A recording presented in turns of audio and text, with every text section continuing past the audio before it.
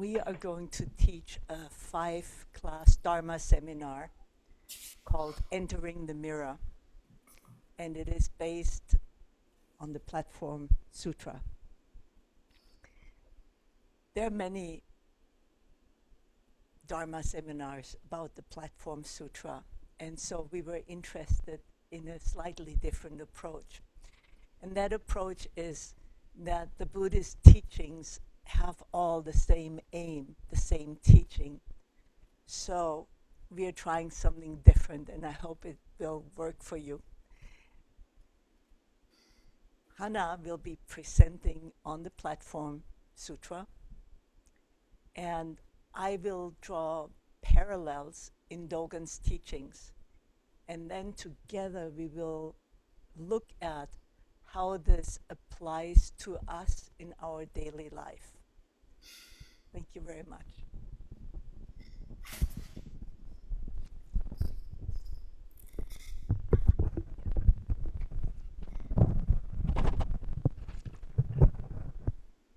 How's this?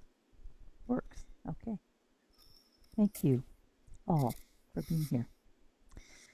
So our purpose, as Chris said, in sharing this seminar is to look at some of the pivotal verses of the Platform Sutra. Sometimes when we study a sutra, we read it word for word, but we won't be doing that. We'll look at some of the verses that we think are the most profound, I guess I'd say. We're going to use Red Pine's translation. There are other translations, but this is the one that we're primarily drawing from. And then relate them to Dogen's observations and explore how they work in our lives, just like she said. So my first teacher, really, who was Goenka-ji in the Vipassana tradition, used to always interrupt his Dharma talks by going, story, story. So I'm going to tell the story of Wei Ning. We actually have dates for his life, 638 to 713. That's part of the story. He was raised in poverty after his father, who had been an official in the government, lost his position and subsequently died. Wei Ning must have been quite young, and once he and his mother decamped to live in simplicity, and he, allegedly as an illiterate, cut and sold wood in the marketplace. One day, as the story goes, he heard someone walking by chanting the Diamond Sutra. Now, this was commonplace at the time. Many people were illiterate, and the way the Dharma was transmitted was by singing or chanting verses, and people would memorize them. So they were always somewhat repetitive. And it is said that upon hearing that recitation, he had a great awakening. And though there are many translations, this is one translation of the line that supposedly galvanized him. One should be non-abiding, thus giving rise to one's mind. On the basis of this moment, he resolved to find a teacher. So he left home, and he lived in the south, and he arrived at the monastery of Hongren, who is the 5th ancestor in Chinese Buddhism. He was given the job of rice pounder, which is the lowliest position, or a low-level position, and he stayed there for a long time. At that point, Hongren was ready to pass on his robes, and everyone assumed that the head student would be, and that was Shenju, would be the receiver of the robe, the Dharma heir. But what he wanted to do was establish a poetry contest. And so he instructed all the students to compose a verse that would express the Dharma essence. Well,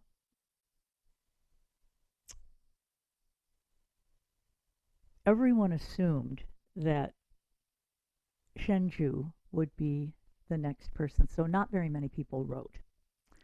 And he did write one and presented it to Hongren. And he wrote, "The body is the Bodhi tree. The mind is like a stand for a clear mirror. At times, at all times, diligently wipe it.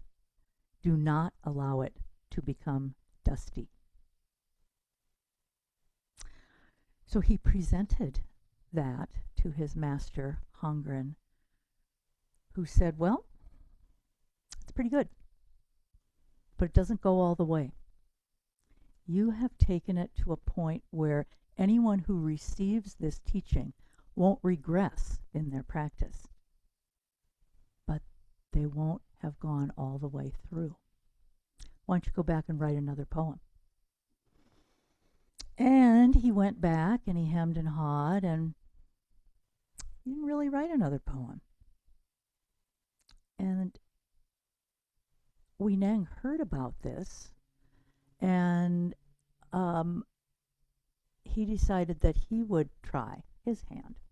And allegedly he asked someone to write it for him. And he wrote, "The body is a Bodhi tree." Oh, wait a second here. I'm sorry. I'm going to go again. Second poem. I goofed. There was a second poem. "The body is like a Bodhi tree. The mind is like a standing mirror. Always try to keep it clean. Don't let it gather dust." That is the poem that was written by Shengju. Wei-Neng's response was this: "Bodhi doesn't have any trees. The mirror doesn't have a stand. Our Buddha nature is forever pure. Where do you get this dust?" And so Hongren, the fifth patriarch, took Wei-Neng to his quarter in the dark of night and gave him what we call transmission. Now, he did it in the dark of night because this was not a popular decision. Shengju was a very well-liked head student, and there was a lot of commotion. So there they are in the dark.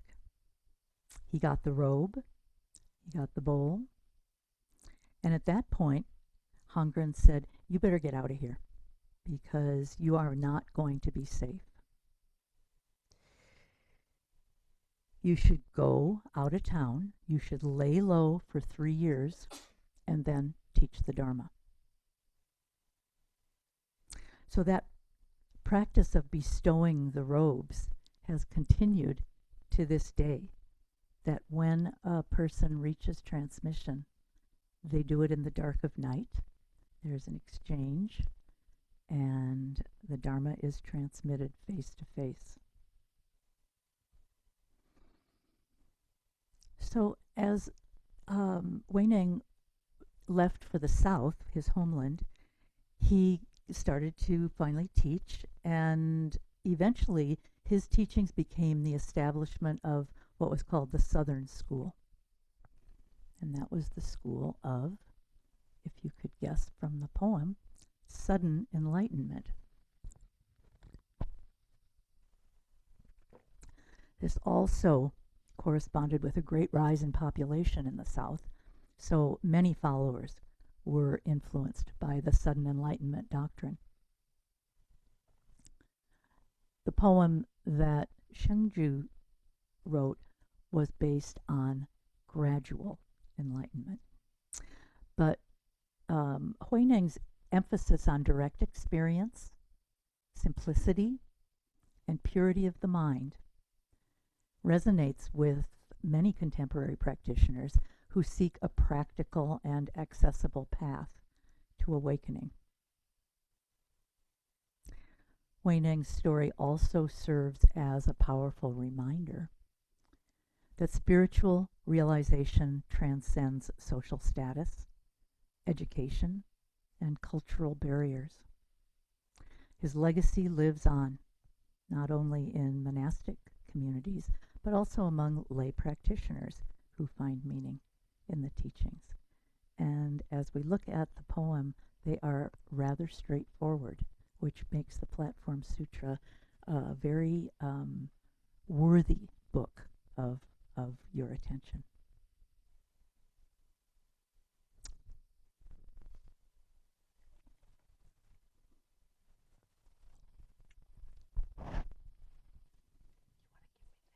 Oh yeah.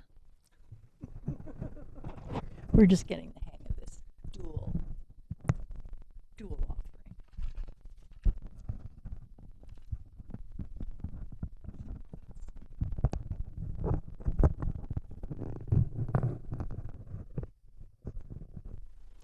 How about the lectern?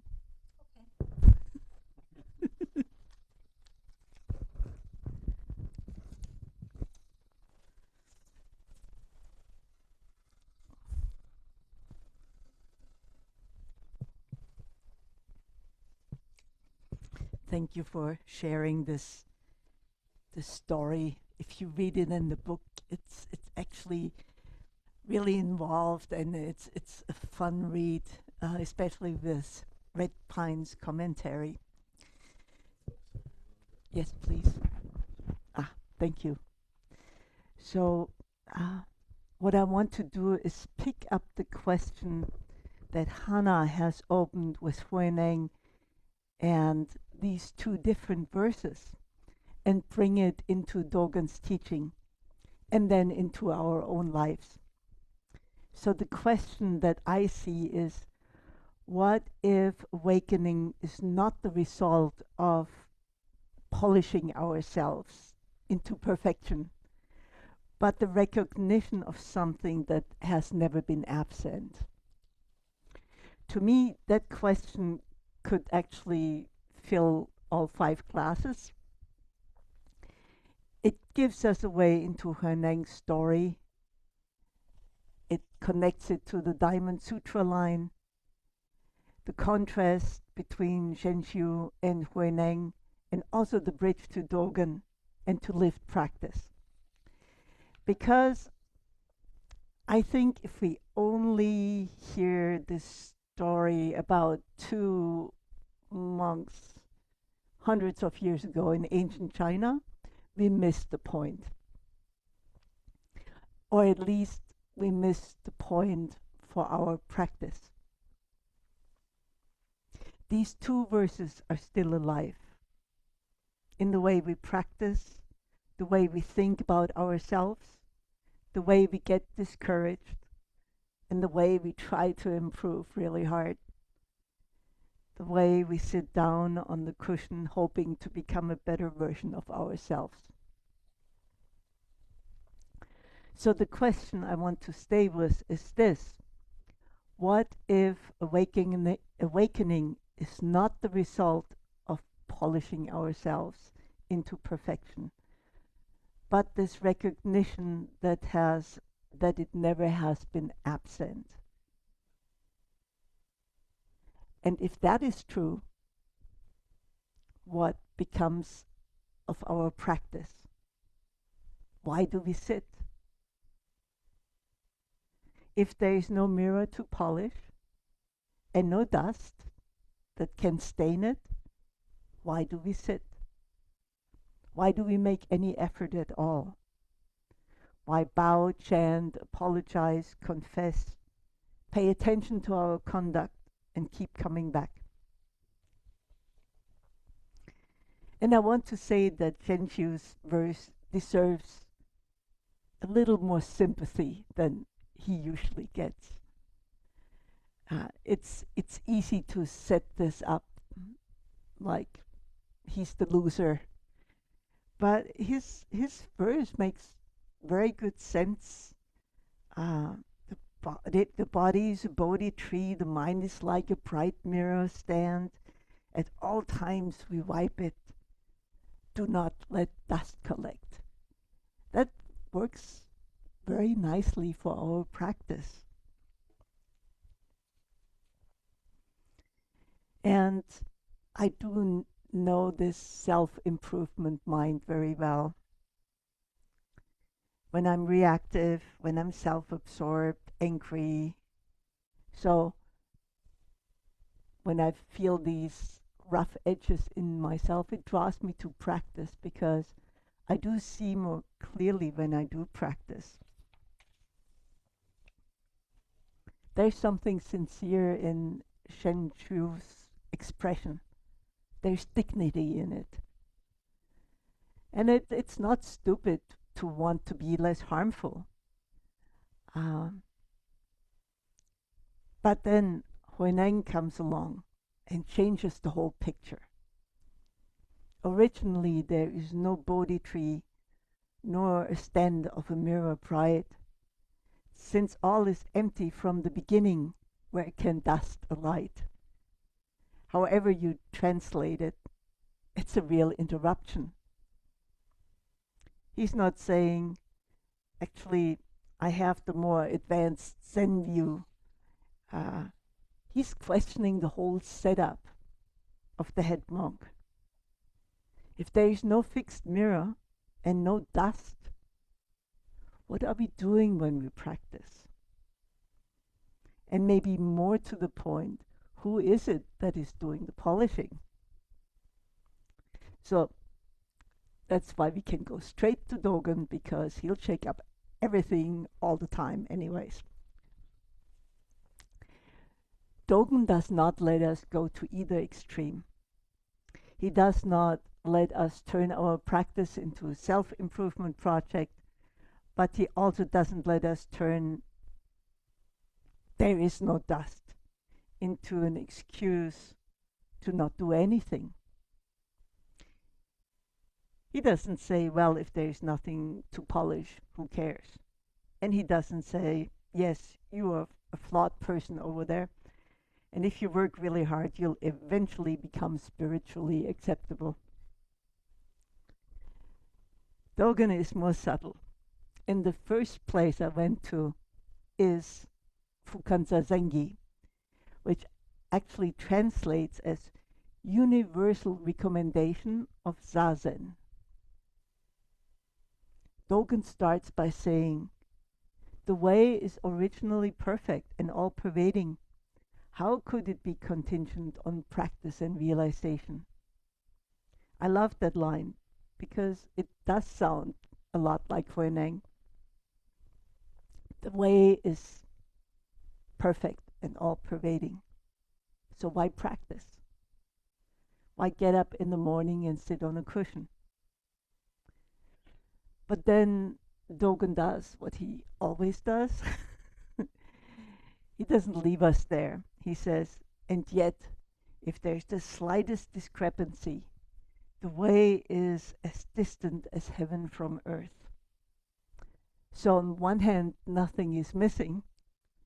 On the other hand, if there's the slightest discrepancy, the way is as distant as heaven from earth. And there is no contradiction in that. He's pointing at something very simple and human.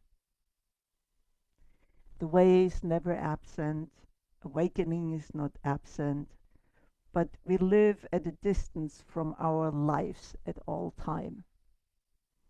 Just like not quite there. We live a lot in our ideas and our resentments, self-judgment, our stories that we make up about ourselves.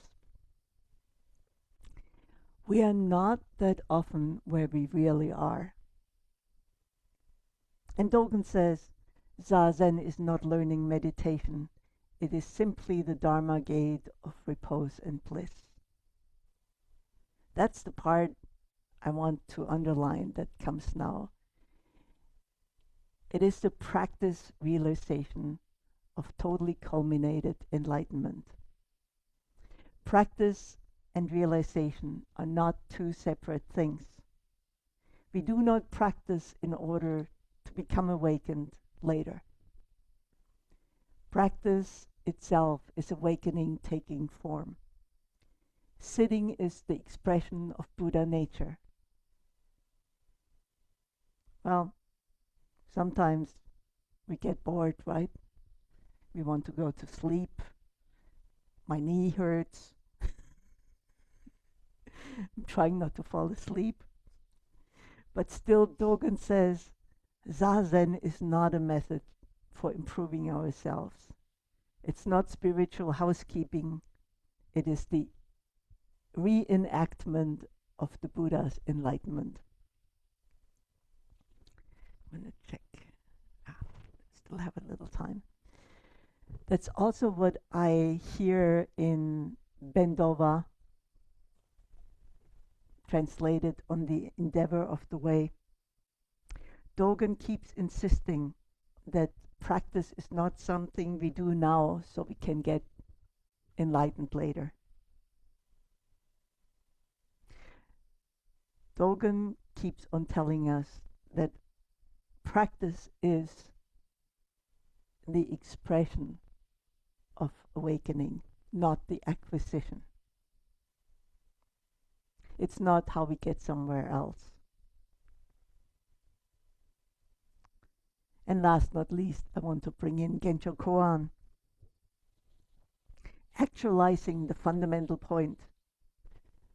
I know you're really tired of this line by now, but to study the Buddha way is to study the self. To study the self is to forget the self. To forget the self is to be actualized by the myriad things.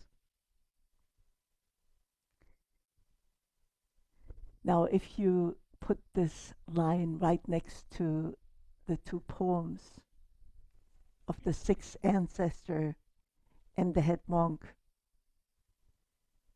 it really starts to shine. To study the self is not to improve the self. It is not to turn myself into a better spiritual product.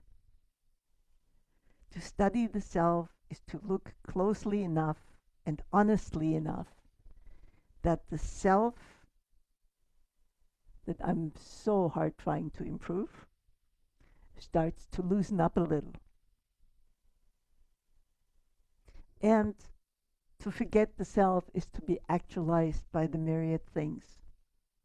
So the goal is not to escape this life and not to transcend life, but to become intimate with it.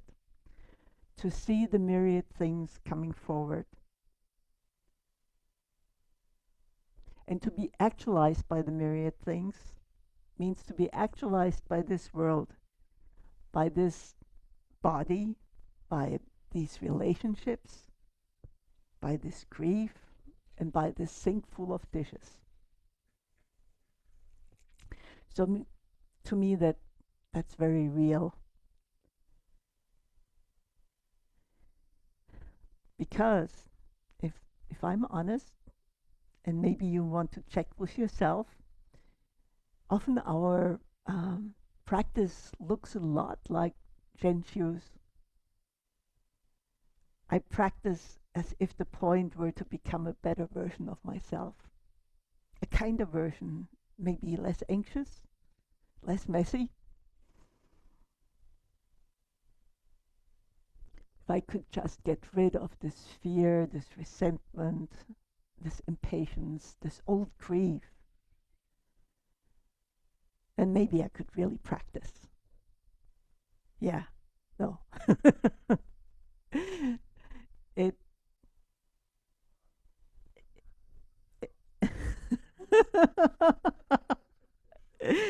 and technology strikes again.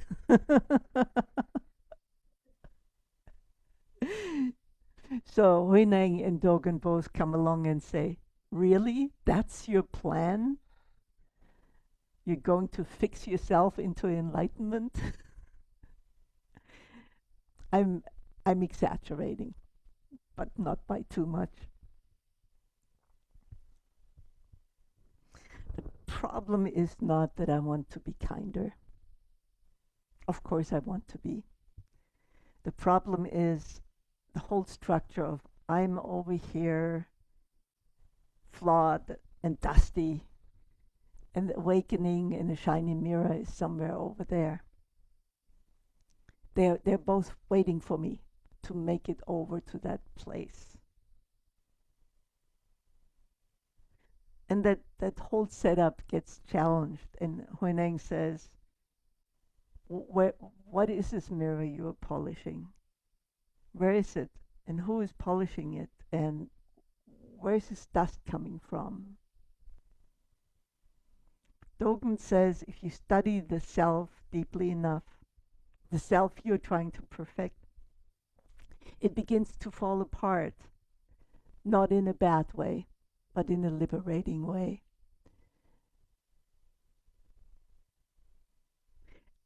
And this is where I want to come back to the Diamond Sutra line Huineng hears. Abide nowhere and let the mind arise. Or in other translation, depending on no thing, find your own mind. To me, that is the question. Where do I abide? Where do I set up house? In my anxiety, in my story of inadequacy, in trying to become a better self? So to abide nowhere doesn't mean becoming detached or vague or kind of blank. It means not moving into every passing state and calling that home. Anger comes, fear comes, grief comes. If I try to follow these mental states around, it's like a rocking horse, like a swing, and we have no place to stand. Do I immediately want to build a house there? Am I tempted to turn these passing states into my identity? This is me. This is how I am. This is my failure. This is my life. Well, when I heard something in that line and something opened, and Dogen asks us to do the same thing. Sit down in the middle of our life and stop building a house in every passing weather system of the mind. At the same time, I want to be careful here because there is no dust can become nonsense pretty quickly. Somebody hurts me and I say, well, originally there is not a single thing. Or I hurt someone and I say, where can dust the light? No, that's totally not it. No dust does not mean nothing matters. It doesn't mean our conduct doesn't matter. Our speech doesn't matter. It means we stop making a solid self out of every passing state.